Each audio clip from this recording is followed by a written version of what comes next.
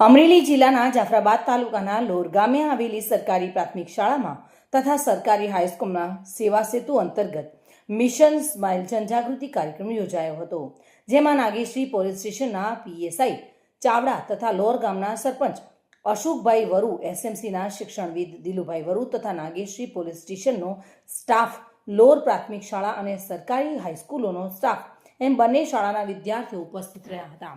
શાળાના બાળકોને good touch, bed ટચના demo સાથે પ્રાથમિક ખ્યાલ આપવામાં આવ્યો હતો તથા કોમલ ડોક્યુમેન્ટરી નામની ગુજરાતી ફિલ્મ બાળકોને બતાવવામાં આવી અને બાળકોને કોઈપણ જાતીય સતામણીનો પ્રતિકાર કેવી રીતે કરવો તે સમજાવવામાં આવ્યા હતા. શાળાના આચાર્ય અલ્પેશ ગોયલ દ્વારા આભાર વિધિ કરીને કાર્યક્રમને સંપન્ન કરવામાં આવ્યો હતો. બાબુભાઈ વાઢેર સાથે bureau report, today Gujarati news.